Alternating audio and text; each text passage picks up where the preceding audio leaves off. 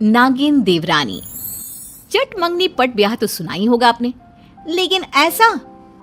अरे ये किसे ले आया तू? कौन है ये लड़की? हाय रे, कहीं शादी तो नहीं कर ली ना तूने इससे? देवर जी क्या हो गया आपको? आप तो ऑफिस के लिए निकले थे, ये शादी करके कैसे आ गए? हाँ, ऑफिस के लिए ही गया था, लेकिन रास्ते में मिल गई तो शादी कर ली।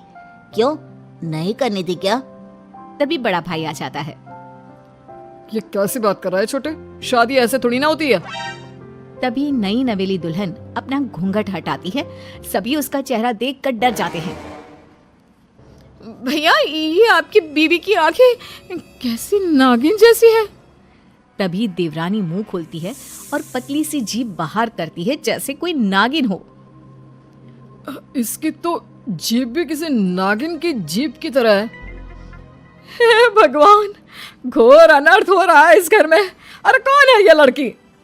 खैर, सारी कहानी दरवाजे में हो जाती है और लड़का लड़की को लेकर घर के अंदर आ जाता है। कुछ दिनों बाद, अरे नागिन, माफ करना, नीलम, ये तुम क्या कर रही हो कटोरी में मुंह लगाकर? नीलम जैसे ही मुंह ऊपर करती है तो उसके मुंह पर दूध लगा होता है। जिठानी डर जाती है। ये क्या है? ऐसे कैसे दूध पी रही हो तुम किसी नागिन की तरह? देवरानी कुछ नहीं बोलती, बस जिठानी को घूरती रहती है। जिठानी सास के पास जाती है और सासू माँ, जल्दी से सुनो। अरे क्या हो गया बड़ी बहू, क्यों इतनी डरी हुई है? सब ठीक तो है ना? अरे कहाँ ठीक है माँ जी, मैं तो अपनी माँ की जा रही हूँ। सास डर जाती है। मैं भी तेरी माँ से काफी दिनों से नहीं मिली ना, चल जरा मैं भी उनके हाल चाल देख लूं। दोनों सास बहू फटाफट कपड़े पैक करके निकल ही रही होती है कि दरवाजे पर खड़ी होती है देवरानी। जेठानी पूछ लेती है, क्या हुआ नागिन? अरे नीलम नाम है उसका। फिर अचानक सास की नजर छोटी बहू की आंख पर पड़ती है। अरे बड़ी बहू, छोटी बहू की आंख में तो देखो। क्या है माँ, यहाँ डर के मारे मेरी हालत खराब हो रही है और आपको इसकी आंख की पड़ी है। देवरानी की आंख में ससुर की फोटो होती है। हाय रे माँ जी, इसकी आंख में तो ससुर जी की फोटो है। अब जेरोक्स की मशीन लगा रखी है क्या आंखों में? बेटा, तेरे ससुर जी की फोटो इसकी आंख में कैसे उतर आई? सारा ड्रामा चल ही रहा था कि वहां देवर आता है। अरे नीलम, क्या हो गया? यहाँ ऐसे पुष्पराज की तरह क्यों खड़ी हो? देखो ना, भाभी और माँ जी दोनों मुझे छोड़ कर जा रही हैं।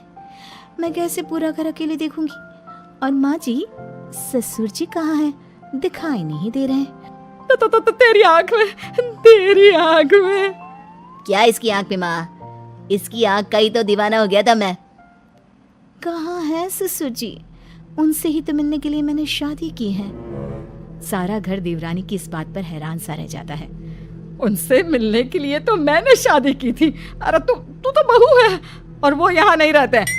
क्या यहाँ नहीं रहते?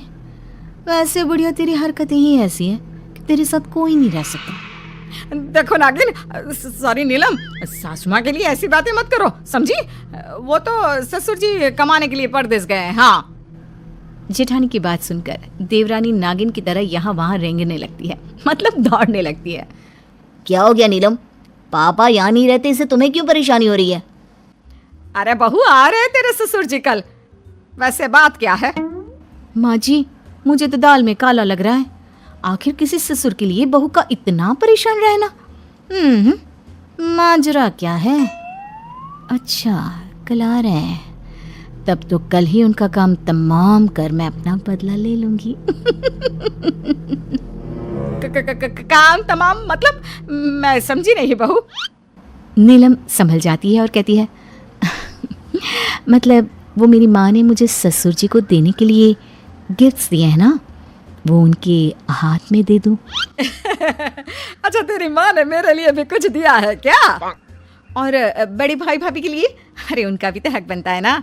हाँ, तू ले ले पहले। अरे कहाँ से ये आ गई? ना मेरा बेटा घोड़ी चढ़ा, ना भाभी ने काजल डाला, ना सास की पैर पुजाई। ये सब क्या बकी? सॉरी, ये सब क्या बोली जा रही हैं आप? वैसे ससुर जी आ जाएं तो उनसे मिलकर मैं चली जाऊंगी। अरे कहाँ चली जाओगी? मैं क्या करूँगा तुम्हारे बिना? नहीं, मैं तुम्हें नहीं कहीं जाने दूंगा नीलम। पति के इतने प्यार भरे शब्दों से नागिन सॉरी नीलम इमोशनल हो जाती है और वो जैसे ही इमोशनल होती है उसका रंग नीला पड़ जाता है। अरे ये क्या हो गया नीलम को, ये नीली कैसे हो गई? अरे पता नहीं, मुझे तो इसमें इंसानों के गुण कभी दिखे ही नहीं। तो क्या जानवर है ये? नहीं भाभी, मेरी नीलम तो अप्सरा है जो परी लोग से आई है। माँ यही कहना चाहती थी ना आप? ये तो पता नहीं, फिलहाल तू इसे अपने कमरे में लेकर जा और इसे बोल के असली रंग में आ जाए। पति नीलम को लेकर कमरे में जाता है। मैं तुमसे ये कहना चाहती हूँ कि तुम ना मुझसे इतना प्यार ना किया करो। कैसी बात करती हो? पति हूँ मैं तुम्हारा, अब तो तुमसे ही मेरी जिंदगी है। तुम हो तो मैं हूँ और मैं हूँ तो तुम, क्यों है ना? नीलम पति के गले लग जाती है। मैं ना तुम्हें कुछ बताना चाहती हूँ। तुम्हें याद है मेरी और तुम्हारी शादी कैसे हुई थी? हाँ, मैं भी यही पूछना चाह रहा था, पर जो भी हो मैं तो लकी हूँ कि राह चलते ही मुझे इतनी प्यारी और अच्छी लड़की मिल गई। नीलम पति को कुछ बताना चाह रही थी लेकिन न जाने क्या सोचकर वो चुप हो जाती है। फिर अगले रोज, अरे बहू आ देख, तेरे ससुर जी आ गए। अरे कहाँ हो दोनों? नीलम और उसकी जेठानी ससुर के पास आते हैं। क्या हुआ ससुर जी, आप बहुत परेशान लग रहे हैं। हाँ, आप तो पहले ही आने वाले थे, पिछले महीने भी आप नहीं आए। क्या हुआ, सब ठीक तो है ना? हाँ, वो मेरे कार के नीचे एक सांप आ गया था। ये सुनते ही नागिन देवरानी की आंख हरी हो जाती है। फिर क्या हुआ? मैं उस सांप को उठाकर जानवरों के डॉक्टर के पास ले गया। भला हुआ कि सांप की सांस चल रही थी, लेकिन सांप ने मुझे डस लिया। हाय रे, आपको सांप ने डसा? पापा आप ठीक तो है ना? ठीक है तेरा बाप, तभी तो सामने खड़ा है। लेकिन सोचो, सांप भी किसी का पिता था, उसके भी बच्चे थे। ये बोलकर देवरानी की आंख से पानी निकलने लगता है। ये कौन है और कैसी भाषा में बात कर रही है?